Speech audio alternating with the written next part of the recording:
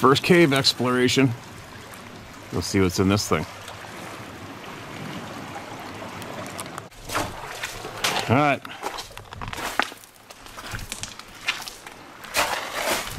Holy shit. Look at all the stuff in there. Look how deep it goes.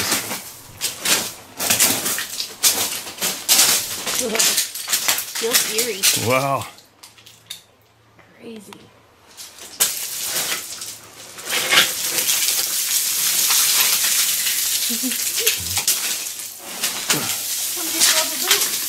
What? Rubber boot. Man, look at all this stuff. That's a random item. No foot in it. Made in Russia. Russian rubber boot? Yep. Crazy.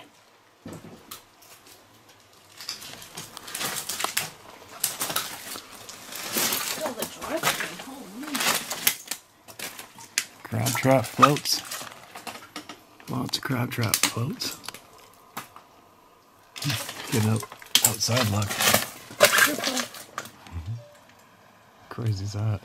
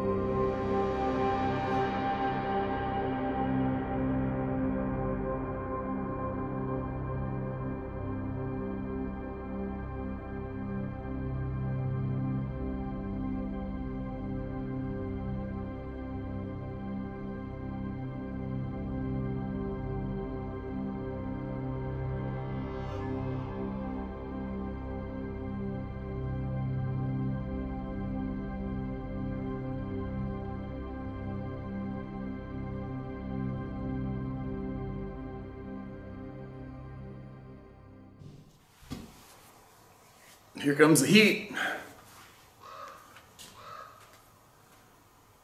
Ooh, it's gonna be hot today.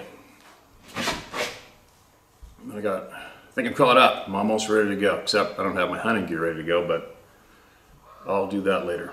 After this weekend, I gotta go back out to the ocean, get beat up. And there's a good handful of people from here coming fishing shortly. Should be interesting. Hopefully nobody's an actual paid assassin. But anyway, what do we got? We got more. So, man, eat more. I'm just gonna get into it. By the time you're hearing this, I'm on the water.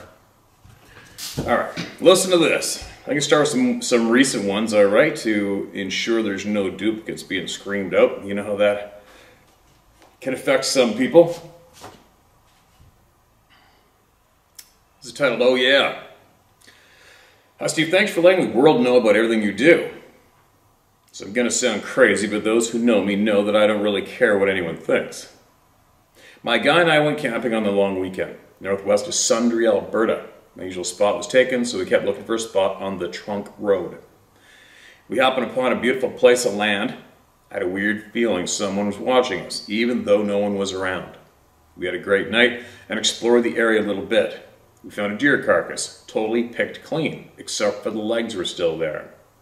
There was also a massive pile of dung, and I mean massive. We assumed it was horse dung, as there are wild horses in the area. We had a great night and went to bed. The next morning around 8:30, we heard the strongest, wildest sound we've ever heard. It sounded like a woman screaming for her life. How many times have you heard that description? It scared the shit out of both of us. My guy and I discussed this in length that day. We chalked it down to be some kind of a weird bird. A pteranodon, possibly, LOL. We went on another adventure and walked around the forest. We found big, round, concave spots in the ground surrounding our campsite. They looked like spots where an animal would bed down. I noticed one hole that had tons of twigs in it. I remember thinking, how would a horse be able to bring all these twigs here? We enjoyed our day, then went to bed. What's going on here? Huh. Minor emergency sort of there. Poor Sarah just came home from the doctor getting blood work done. There's a young girl there. Obviously brand new, didn't know what the hell she was doing, and was ramming the needle in her right in there. So many times it made her almost dizzy, passed out, and puke. Poor thing, just came home a mess. All good now. Now, where was I? Start right about here. We went on another adventure and walked around the forest. We found big, round, concave spots in the ground surrounding our campsite. They looked like spots where an animal would bed down. I noticed one hole though that had tons of twigs in it. I remember thinking, how would a horse be able to bring all these twigs here? We enjoyed our day, then went to bed. The next morning at 8:30 we woke to the same sound. A sound like a woman in distress, but it wasn't as frantic as the morning before. Then we heard the same call, but it sounded far away, only a few seconds later. We discussed it again, came to the conclusion it must be a weird bird because it sounded like it was high above us. The last day we were there, we were still exploring, found a natural spring was close by. The spring caused swamp-like conditions. There's moss everywhere, almost resembling carpet. We packed up, came home. My guy and I are still discussing the event of the screaming because it was such a different sound than anything we ever heard before. I decided to look it up on the internet. I don't use the usual provider. I looked up animals that sounded like a woman screaming. What I found scared me to pieces. Listen to this recording and tell me I'm not losing my mind. Now my guy wants to go back to the bush, be up by 8 and feed this animal a steak and make friends with it. Excuse me, I'll be sleeping in my vehicle. My story is absolute 100% true story. Never have I ever. What do you think? Alright, well, shitty thing is I don't have enough service in here. I'll try to click on it. I don't think I have enough service to do anything in here. If I do, I'm going to let her rip through my phone. It's not doing it. I got half of a frickin' bar. I think. It's not working. Alright, I'll have to try that later. Sorry. Hopefully this is you're the first email, aren't you? So usually, you know, my brain works. I'll carry on reading more, and then I'll forget to add that shit in, unfortunately. But anyway, the fact that you emailed us, you know what it was. And the funny thing is, when everybody says it sounded like a pterodactyl, it sounded like a dinosaur. Who was the first person that came up to make the artificial sound of a pterodactyl and a dinosaur, and what they have to go by, and why did they think that's what they sound like? Because you know what, now mainstream population thinks they know what a pterodactyl or a dinosaur sounds like. Isn't that amazing? When meanwhile, for all we know, they could have just hissed or nothing, right? It's funny though. Is it kind of fun? Everybody describes something like it might have been a pterodactyl. Meanwhile, no one we know has ever been around one. Possibly. Here's another one titled, thanks for sending that in again too. And be careful if you're going to go out there and start feeding anything, alright? Feeding things doesn't ever work out unless you're hunting yourself to destroy it intentionally. Feeding things usually ends up in something getting destroyed. This is titled, My Apologies. Hi Steve. First of all, I'd like to thank you for providing an outlet/service for people. Listening to everyone's encounters has made a difference in my life. Second, I want to extend my apologies to everyone that's been scrutinized, doubted, ridiculed, made fun of by someone like me. Once a person has their own encounter, it sure does change the way you look at things. I had a life-changing experience last August 3rd, 2021 in Wisconsin, just south of Highway 70, next to the St. Croix River. I live in the Minnesota side of the St. Croix, and the reason I was over there was because of my... The reason I was over there was because of my well quit working. Because my well quit working and I was getting myself some spring water that someone had just told and showed about. Well, St. Croix? Sorry, yeah, obviously my punctuations are not the best. C-R-O-I-X. Well, it was about 8 in the morning and there's no name dead-end road, and there's this no-name dead-end road that ends up at the St. Croix River.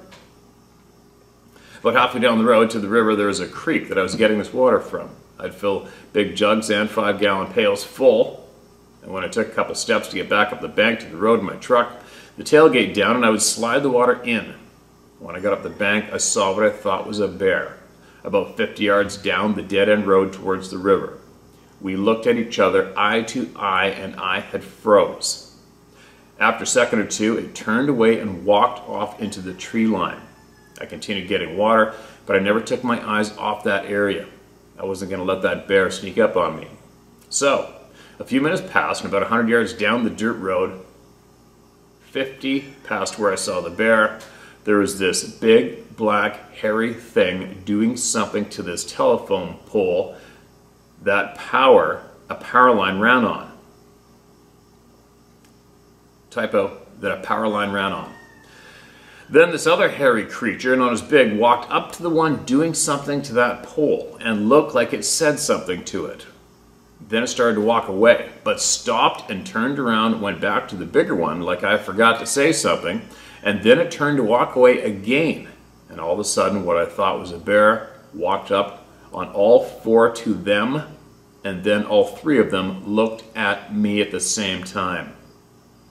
And right at that time, something growled at me from my left side, behind the tree line, and I couldn't see it. Needless to say, I got the hell out of Dodge real quick. It scared the shit out of me. Not literally, but I jumped in my truck and I was gone. Well, then I got to the top of the next hill and I thought I should have took some pictures. So I took my phone, set it to the camera, and started back down that hill. There's no way that I was going to turn around and get caught down there trying to turn around. Anyways, the road curved and it was hard to get in a position to take some, so I just went, Anyways, the road curved and it was too hard to get in a position to take some, so I just went home. I made a couple calls, and my friend had made a couple calls, so now people were calling me wanting to go back down there with guns and stuff, and I said, I don't know. My one friend was working, so that would have had to wait, but I spoke with my neighbor, and he's like 6'5", long black hair and a ponytail like the biker type, and he said he'd go back down there with me, and that he wasn't afraid of anything. Oh yeah. I said okay, because I wanted to get more water. All the way there, I was trying to tell him about, but he had other things on his mind and thought that something other than what I was telling him was going on. We got back to the creek and we were getting more water, and I pointed out to where it all happened, and then when we were done getting the water, we jumped in my truck and went down the dirt road where I thought was a bear. Shut the truck off and we got out, and he says to me, "What's that stick in the road?" And I was like, "What are you talking about?" And then I seen the stick. Something was using the stick as a tool digging in the road. I looked on the side of the road where it went, and there was broken trees, small ones nonetheless, and everything was packed down. And there was some kind of gray material strewn about, and my friend asked what it was, and I took a closer look, and it was a wasp nest ripped up. He said, "Now you're freaking me out."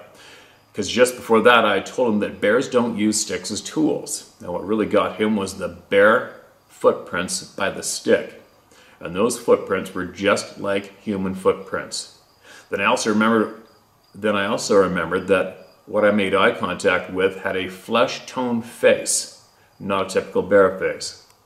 Of course, there was no doubt that that was a young Bigfoot, but yet it went probably 300 pounds.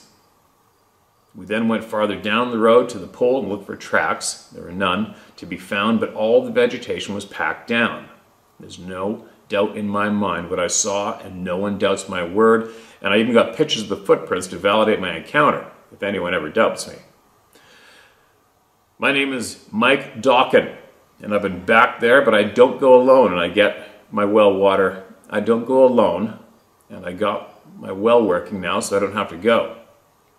I want to tell you a couple other things that you might find interesting.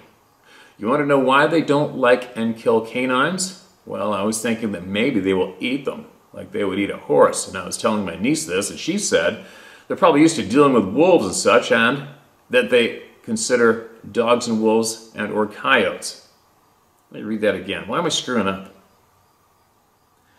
I was telling my niece this, and she said that they're probably used to dealing with wolves and such, that they consider dogs wolves and or coyotes. Makes sense to me. Sorry it's so long, but I did condense it some.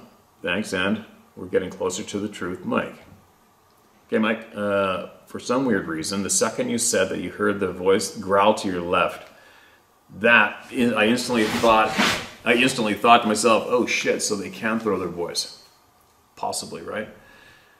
Because what are the chances that if one had to go alarm the other two, possibly to you being there, they all three spin around, and once they did that, the growl sound comes from right beside you, right? Why didn't the growl sound come before they looked at you? Why didn't the growl sound come before they realized you were there, right? Why would the fourth one be exactly right beside you when the other two didn't have a clue you were there until the third one said, hey, guess what's over here, right?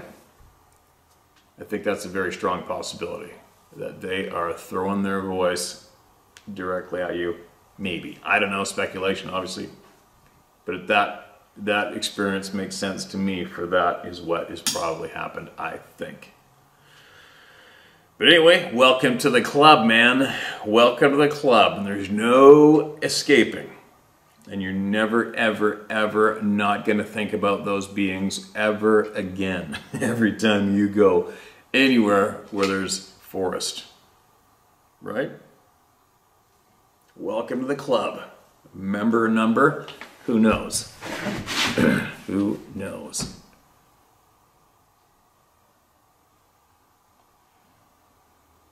All right, here's another one. Jogged memory and my 2 cents.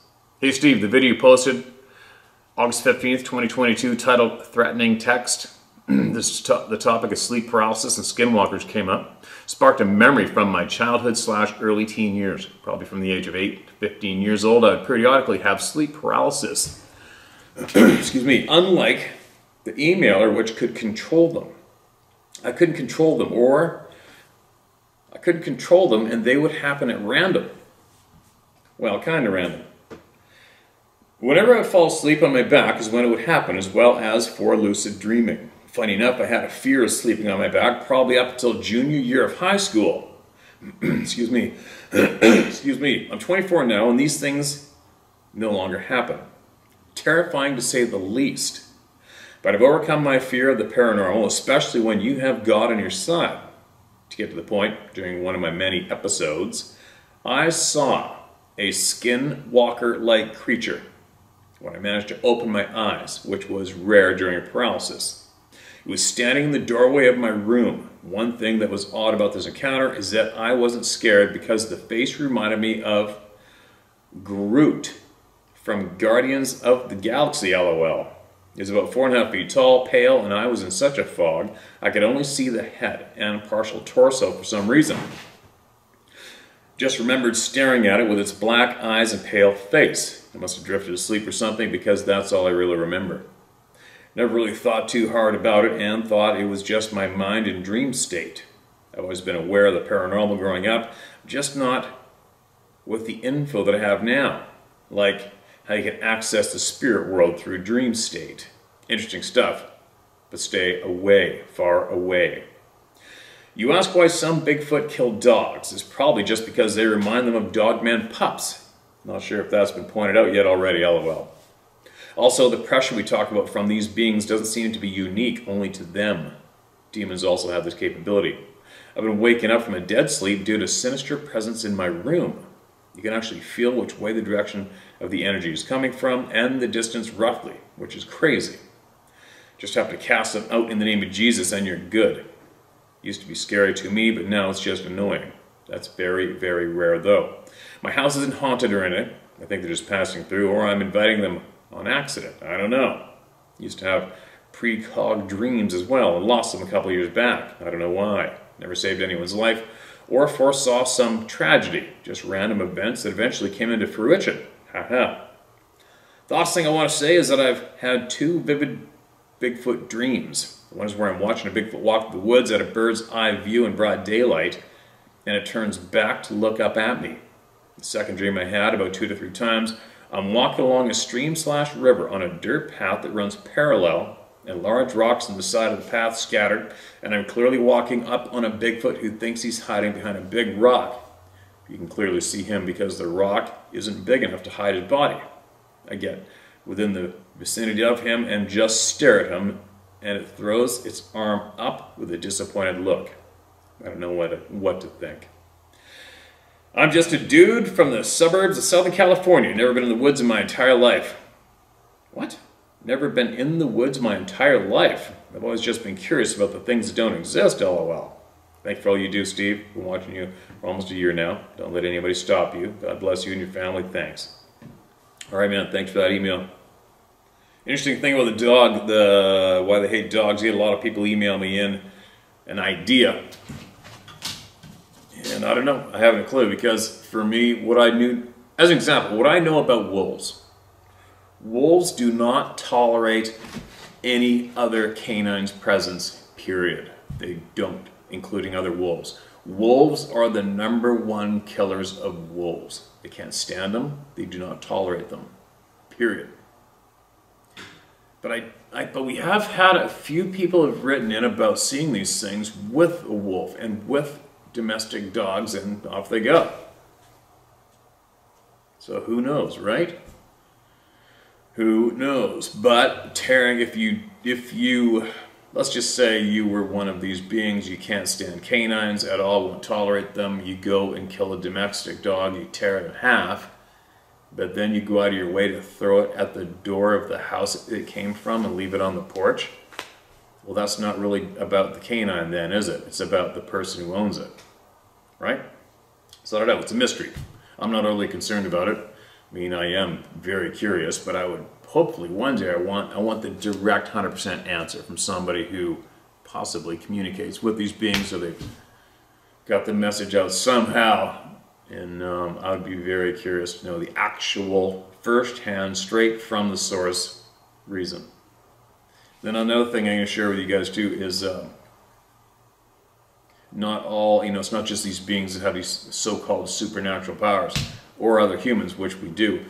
Here's a fact. Here's an interesting fact while we're on the topic of wolves. There's these three or four Alaskan biologists, and they were also all seasoned, successful trappers.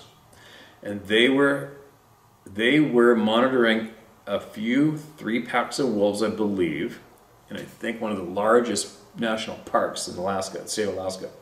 And they said, and these packs all had collars, I think on the alphas, so they accurately tracked their movements. And lots of you don't understand, but wolves, a pack of wolves use natural borders as borders to their terrain. Sometimes it's a road, sometimes it's the height of land on a mountain with a cliff on the other side. Sometimes it's the bend in a river bank. That's their border. And if you were another wolf and you cross that border, physically walk across that invisible border that wolf pack has laid down, they know instantly and they turn and basically start running. Now get this one. These scientists, our biologists, proved it. They observed the one neighboring wolf pack crosses into the zone of the other wolf pack, starts cruising along. Those wolves were 60 miles away, abruptly stopped dead, spun around, and started beelining straight back exactly to where that neighboring pack of wolves trespassed into their territory. What the hell is up with that? Seriously. Holy shit. Right? It's amazing. It's an amazing fact about wolves. So, what skills do we have but we don't have anymore, right? Everything else seems to have some kind of a skill. Why are our skills rubbed out and not promoted and not taught? Anyway, thought I'd drop that little piece of knowledge on you guys. Thanks for sending that in, man. Sorry for my interruption.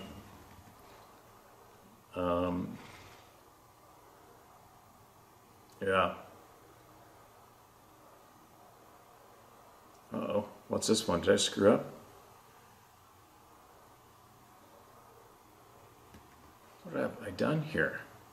All right. Here's a new one. Before I screw up again. Bigfoot in the Northwest. Dear sir, several decades ago in the mountains of northwestern USA, I was stalking a man-made trail through the swamp looking for grouse. A little stream ran along one side of the trail. I was just a kid. I was barefoot, walking as silently as possible. When I came around the bend, there in the middle of the trail was a large, shaggy man in a sort of a half-crouch. He had a low-hung head. He was covered in shaggy, dark, bay hair. Well, hair on the head and forearms was longer. Stringy hair hung down, hiding the face. What really caught my attention was the left hand, which was reached out toward the swamp, all 5 fingers extended. It looked like a large human hand.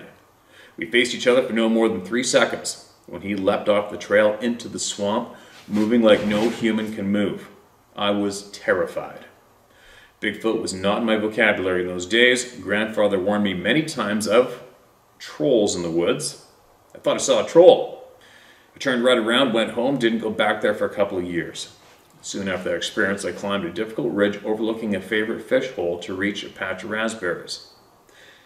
A path there led into a structure of woven branches, living and dead, that formed a sort of a blind overlooking the fish hole below. Further in, I could see another more tightly woven structure. Something inside started grunting at me. Thought it must be a deer. I returned the sounds. It made more sounds. I kept returning them. They got louder, more aggressive, stronger. Then it started to shake a couple small trees. It suddenly struck me. This is no deer. I went silent. So did it. I tried to peer through the darkness. I could see nothing. Then I received, clear as you please, a message in my mind. This is not good. This place is not for you. Move along. I got up and left. Over several subsequent years, I stalked that trail through the swamp again. And many times, a tall, dark figure paced along beside me in the swamp, matching my steps. I could see the dark shape moving with me, and I could hear it move. If I stopped, it stopped. A few times I tried to talk to it, nothing happened. One time when I was on that trail with a friend, I didn't sense the hairy man around. We went off the trail into the swamp. We found a small clearing scattered with animal bones. Often while stalking through the mountains in that area, I heard strange calls unlike any other animal I knew. On a number of occasions when exploring the new areas, I was confronted with that same message. This place is not for you, move along. I always moved along. Until a few months ago, I never put all this together. All I knew about Bigfoot was vague impressions and a sense that it was something that didn't really exist. It was only a few months ago that I seriously looked into the subject. With a few hours, I thought, this seems real.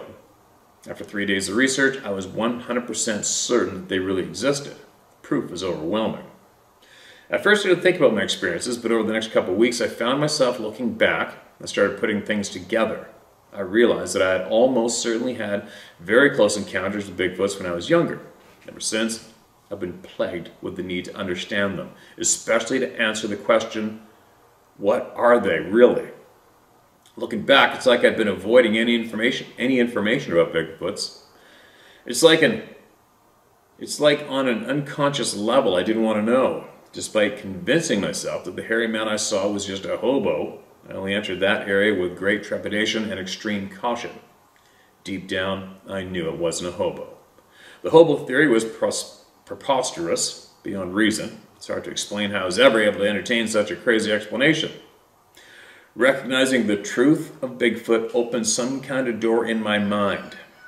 Now that door's been opened, I find I'm looking harder at more and more things, not just Bigfoots. It's like I lived my whole life with the wool in my eyes. It's like I've been living in a world full of beaver dams, where I never before suspected the existence of beavers.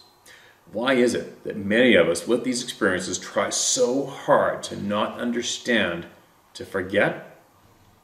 You can say my name and where I live. My name is Oscar Hart Weeson. I live in Burns, Oregon. Thank you, sir, for what you do.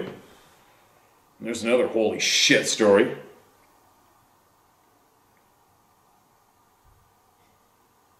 Is that amazing, that somebody can actually see one of these things to the detail, strands of hair, and then the human mind manages to block it out and try to deny what it just saw. Isn't that so bizarre? It's just so weird to me. Sometimes I wonder if maybe I'll wake up one day and remember something from my childhood. I don't know. I mean, it might possibly happen to any one of us, right? I hope not. I hope I recall everything so far to date accurately. And there's another member of the club. The club just keeps getting bigger every single day. Somewhere in the world, a new member's submitted to us. This is titled My Story. Steve, first of all, let me say I'm enjoying your channel. I like your no-nonsense, it is what it is attitude. I really love hearing Neff. I listen regularly to various channels about the Sasquatch people. I cringe when I hear them referred to as animals. Some channels concentrate on just the facts. You know which one I mean. Personally, as with all my conspiracy theories, I gather up all of the evidence. Before I developed this attitude, I would stick simply to the beast in the wild theory. My friend loaned me a book that listed various sightings of the creatures. When I go to the stories about Bigfoot with UFOs, I thought that it was just too out there. So nowadays I try to weigh all the evidence, physical or otherwise. My story isn't much, really. I'm still not sure it was a sighting, but here it goes. I was born in San Antonio, Texas. When I was 5 years old, my dad moved us to the woods of Arkansas. I spent many hours in the woods and I was quite comfortable. In some ways I felt the forests were my element. This area was near the community of Jenny Lind, Arkansas, some 13 miles southeast of Fort Smith, next to the Oklahoma border. Around the time of 71-72 is when I was about 12 years old. I was walking through the woods casually, back to my house. But this one day I felt the uneasy feeling of being watched, like something was there that didn't want me there, or my senses saying, danger, whatever. This feeling spooked me and I started running. These woods were not too densely forested at this particular place, but there were quite a few trees. After running a few feet, I stopped and looked behind me. I saw nothing. Again, I took off running. I stopped again. This time I saw this tree that looked very odd. My mind's eye pictured it as a being, possibly even swaying, with a grin on his face. What? I decided my mind was playing tricks on me and I continued running home. That's my story. I also have dreams about them on occasion. One dream was so real that it's like a memory. In my mind's eye, I was riding in a vehicle, car, truck, I don't know, but my head seemed to be out the window, and the vehicle passed a family of them. I guess 4 beings, single file walking the blacktop road toward my house. P.S. I've recently heard the term Sabe. Do you know if this is what they call themselves? Patrick. Patrick, that is a word that the Ojibwe use, a name they use and have used forever when they're referring to these people. So, and my attitude about this topic myself, it's up to everybody else. How you're gonna, everybody's on their own individual ride. Everybody has their own individual puzzle they're looking for the pieces too. And everybody's encouraged to take from it what you will or leave it. And I've shared with everybody that me personally, I strongly believe that the first other people that came here, they should have listened to the Aboriginal, the native peoples that were here before they got here. They should have listened to them with every detail of all their knowledge. You can't just come to a new land, listen to the inhabitants, share everything with you, look you straight in the eye, share with you honestly the facts. This is what's here, this is what we've lived with, this is what we've been dealing with, this is what we fought wars with. This is how you eat, this is how we do this is how we do that, this is how we hunt this. We don't eat that, we eat those, everything. And then the new people came here and decided that they're going to believe them, trust them, learn how to survive on this land from them. Oh no, but we're not going to believe that other shit. okay? We're not going to believe that other shit you shared with us, okay? So, sorry for the ramble, but that is where I decided for me that I will listen to the people that were here first. And if they say these people were referred to as the Sabe people, I'm calling them Sabe, right? For me, it just makes a lot more sense than going, hey man, it was a Bigfoot. Well, saw me a Bigfoot, right? So that's where that comes from. Thanks again for that share, man. Thanks for the share. Here comes another one. This is titled Legend Meets Legend. East Oregon Blue Mountains. I have one and only one experience that didn't really involve me, but my Uncle Larry is an avid outdoorsman and is extremely knowledgeable about all the wildlife in America, North America. My uncle has hunted and logged in all kinds of Bigfoot ground. We were going on hunting the same area for 79 years, and one early evening during second season bull elk mid-November, me, my buddy, two of my aunts, my pops, and my Uncle Larry made a hunt we call bootleg. It starts up on open scrub flats that eventually drop into several steep draws that run down into a steep canyon with a river that runs all year round. We always make a plan the night before on a map because we try to hunt an area different than the year prior. It's around 1 o'clock. Me and my buddy are the youngest, so we are known as the dogs of the hunt. We drop down to the canyon, and my pop stays a little ways behind and walked the top rim down towards my Uncle Larry and two aunts that were all set up in different crossings / escape routes the batch of bulls like to use. Okay, that's a bachelor group of bulls for who's not familiar. Like to use when sneaking out of the canyon. 2 hours into the hunt, my buddy and I heard a shot. It sounded like Pops right above us.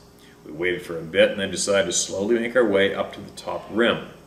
Pops made a great shot on a perfect meat 5-point. After getting the bull quartered out, we made 2 trips packing out to the Scab Flats. You mean scrub or scab? It's spelled scab twice. Scab Flats to an old skid road. An hour or so later, and it's almost dark. We finally reach one of my aunts. On the radio, and she sounded like her nerves were shook up, and all she said was, "Where are you at?" Pops told her. Another hour passes, and now it's nighttime. Both my aunts come rolling up the old skid road on the side-by-side. Pops asked where Larry was, and they all looked at Pops and said, "Did you not hear that deep scream after you shot?" Pops and I were like, "What?" It was close to Larry, and he hightailed it back to camp on his wheeler. Well, piled in the UTV and the bull and went back to camp, and when we got back, Uncle Larry was out by the big fire with his rifle leaned on a tree, heating up a big pot of stew while drinking a beer. Pops pulled up to the fire, shuts the UTV off, and says, "Well, he's not a monster, but he'll be damn tasty." Uncle Larry said, "I saw and heard something that I can't explain. And I'm going to tell you right now, I'm done hunting here." And that was 6 years ago, and my aunts and uncle have never been out to that camp since. I've been all over out in the area and have over a dozen trail camps set up in very remote, thick-timbered, steep rock faces with benches, what I would call Sasquatch country. I've had bear, cougar, wolves, coyote, badger, deer, elk, pine squirrel, chipmunk, woodpecker, hawk, magpie, lots of blank shots at all times of day and night. Nothing yet that confirms Bigfoot-like characteristics. They either don't exist or they are extremely smart. You could tell by the look on Uncle Larry's face that whatever he saw, it wanted to be seen and is in fact very smart. That's my only story on the big legend. My Uncle Larry is a badass, to say the least, and for him to not ever come... My Uncle Larry is a badass, to say the least, and for him to not ever come back to an area he has hunted all his life was startling. Uncle Larry later told me at Christmas, "After your dad shot was when the deep scream shot right through my body, and I looked right in the direction of the scream through my scope and saw something very large, crouched on 2 legs, looking right at me, under a fir tree about 400 yards or so across a steep draw for just a couple seconds. And then it just took one leap down and broke a boulder loose that crashed down the canyon and went out of sight. My Uncle Larry said it was very unsettling not knowing where it was headed. And based on the leap it took, Uncle Larry said he sure as hell was not on top of the food chain and didn't feel safe even with his rifle. For that to come out of his mouth, a true legit outdoorsman in his late 60s and still in better shape than me, someone that I can honestly say has been there and done that, speaks volumes. Even to this day, I still get a hair or two that rise when I hunt through bootleg. Yeah, no doubt. No doubt, man. Thanks for that share. And isn't it funny? It just reminded me of a friend of mine, a second-generation taxidermist in Vancouver, British Columbia. Very talented at what they do. And we were sturgeon fishing on the Fraser River one time in his boat. And I brought up the topic. I said, hey, ever heard of anybody or see a Sasquatch or anything that looks like that? He just looked at me and went, nope. Just like that. And I didn't say another word about the topic. See, it doesn't take long for me to understand when somebody actually does have interest, wants to engage, and somebody flat out, nope. Okay. Then I drop the topic and get back to fishing. Same person, 2 years later, comes beating on my door when I'm living in the Pemberton Valley, and he has for me a can, was it a can of, or a bag? Can. It was a can of plaster of Paris, I think. Whatever it was, said, here, if you ever see a Sasquatch or Bigfoot print here, you're probably going to see one, so make sure you cast his footprint. I'm like, what are you talking about? I thought you didn't believe in that shit. He goes, well, a good friend of mine, a lifelong customer, was hunting in between Squamish and Gibsons. All right, that's Howe Sound, where I have a photograph of a footprint in the snow a friend of mine found. And I know a girl who heard screams going across Howe Sound to the Sea to Sky Highway, just around the corner from the city of Vancouver. And these guys were hunting in those mountains, and they watched this 8, 9 foot tall, hairy, black dude walk straight across a slide slope in front of them. And I didn't say anything, but I'm thinking, well, then again, I guess I didn't share my story with him either, did I? Maybe if I shared my story with them, it would have made it different. But anyways, I guess these guys went straight to his shop. They were in the shop right after the hunt, and they were wide-eyed and on fire, panically telling them about what they saw. And my friend didn't question them for a tenth of a second and got enthusiastic like that. and he still is. Funny how people operate, right? You can have 5 or 6 people or 10 or whatever tell somebody they saw what they saw, and those people go, oh yeah, cool. But then when it's somebody else who they possibly hold higher up says that's what they saw, then it sinks in. Isn't that funny? People not trusting people, right? All right. This is a fairly long one. I'm gonna dive into it because we got to get more people heard. They're stocking up. There's so many people that need to be heard. This is called Date with the Time Portal. Hi Steve, I've adopted you as my Canadian brother that has rule changed. I found it hard to listen to the supposed authority of governing bodies. Good for you. That being said, let's journey back in time to either 71 or 72. It was early morning, maybe 1 or 1:30 a.m. on a Friday or Saturday. My friend and I had just finished a nice fun-filled weekend. A crisp, clear evening. It had been as the clock ticked forward to the a.m. hours of the next day. We pulled into the gravel driveway to a remote forest cabin in the mountain village of Wildwood, Oregon at the base of Mount Hood. One of the large Cascade mountain ranges, volcanoes around 14,000 feet in height. The village of Wildwood is a remote little village with one gravel road cut into the forest off the Blacktop Highway 26. This is the main road from Portland to Mount Hood going east.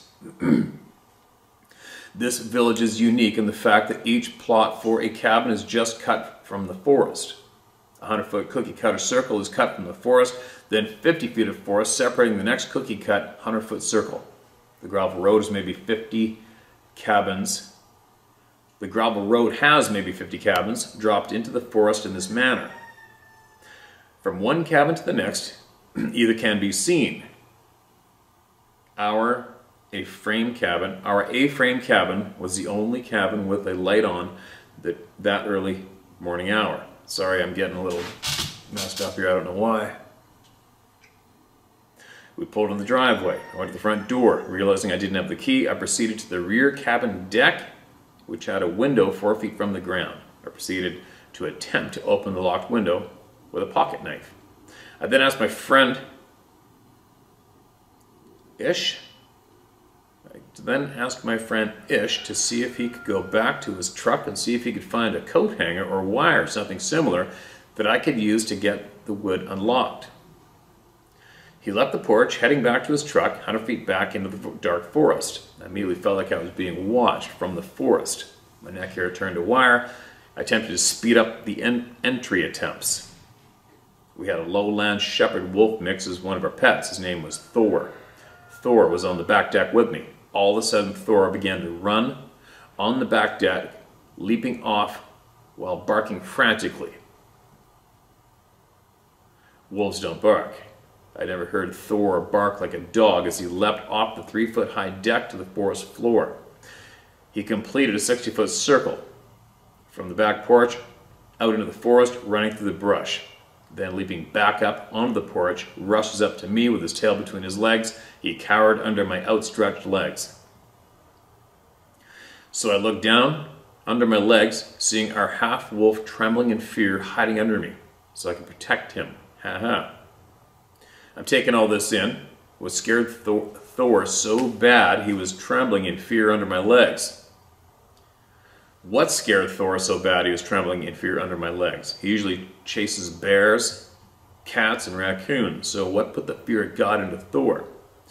Just as I was attempting to grasp it all, the last 3 minutes of whatever had been happening since we arrived at the cabin, Thor jumps up running and barking again. As he is about to do his run, jump off the deck to the forest floor again. This time I followed him. I ran the 10 feet to the edge of the deck and A-frame wall. Thor was out doing his frantic barking, circling. As I peered around the side of the A-frame, staring from the back to the front, all of a sudden, 8 feet in front of me, the forest shrubs parted, and King Kong stepped out of the split in the forest shrubs. All 8.5 to 9 foot in height of him. I gasped in awe. The creature I was 8 feet from stepped out of myth and legend to absolute reality. I'd heard the stories of hairy giants of the forest since I was 6 to 8 years old, when my family would camp at the base of Mount St. Helens in Washington and exploring the ape caves of that region.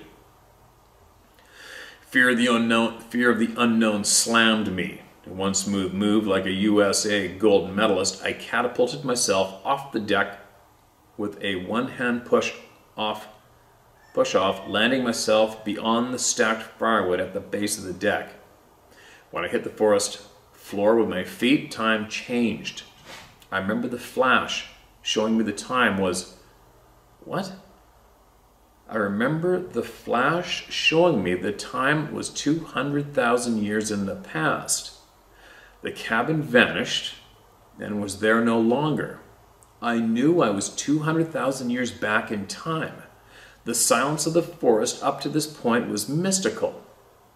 I was now in the forest bushes, like in a cave, kind of made from natural bushes, staring towards the sandy river 50 feet away that descended from Mount Hood, moving down towards the coast 2 hours away. I saw a glow, like an aura in front of me. Realizing it was a female of the creature I had seen 4 seconds ago on the back porch of a cabin in the year 71-72. As soon as I realized there was a second one, at that instant she spoke to me in my mind speak, asking me, "What are those lights in the sky?" I immediately was stunned and relieved at once. Stunned because she had communicated.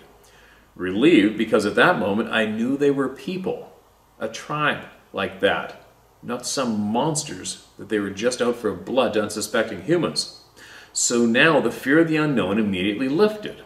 As soon as I could put together a picture of the sun and show her the stars or lights in the sky were suns. Just far, far away, I jumped up and began to run towards the front of the 100-foot circle that made up our cabin's yard, as I wanted now to see the Mayo close up from the front. At this time, my friend Ish had just made it back from his truck. Seeing a giant shadow cast onto the streets, it made up a Cinerama-type forest screen.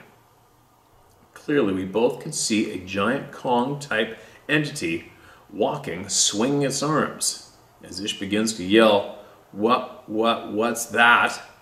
I immediately cover his mouth with my hand, but now too late. The entity stops walking and looks back over its shoulder as it stops.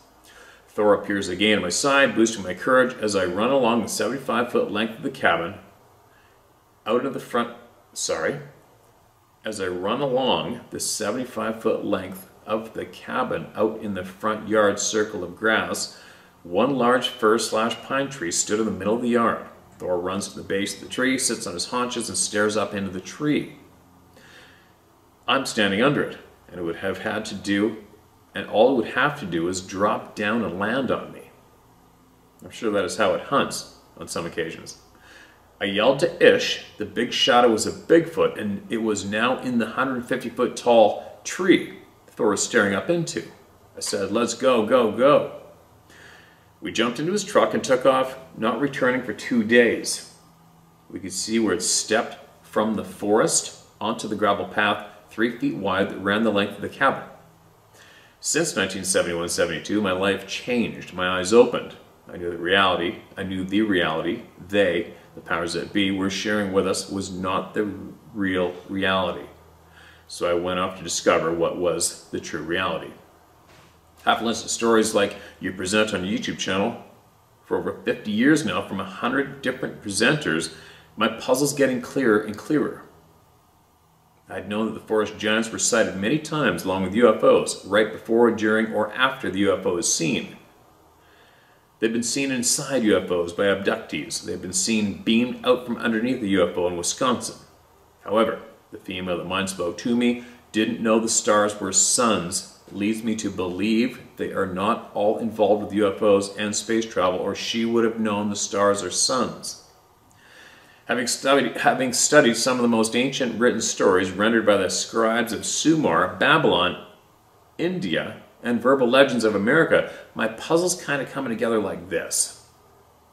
They are Vedic renderings that move backwards in time millions of years, speaking of hybrid entities and travel between planets in a tighter timeline, pressed into the baked clay tablets of Sumer's cuneiform script. We have history rendered of our planet going back 500,000 years. The sons of An, who hired the scribes, wrote, quote, "When we landed upon this planet we call Slug Key," meaning orb of solid ground, not a gas planet, "there was an apex biped that ruled the planet. After many tries and troubles, we deposited some of our life force into them. Now they can reason and understand our commands. The scribal renderings of our Sumer show they were here before the sons of An landed and began the genetic experiments that gave us the centaur, Miniotin goat, Minioshan Bill, the other legends of genetic manipulated creatures. Sumer scribes and Indian scribes talk of some of them going on space rides to do missions with the sons of An. That's an A-N. An. The Epic of Gilgamesh describes King Gilgamesh befriends Enkidu, who is a forest giant with some additional genes added to give him superpowers. I believe they are the original bipeds of this planet that evolved alongside mice, deer, raccoons, and grizzly bears. They all have fur. We, Homo sapiens, don't. We're not originally from here.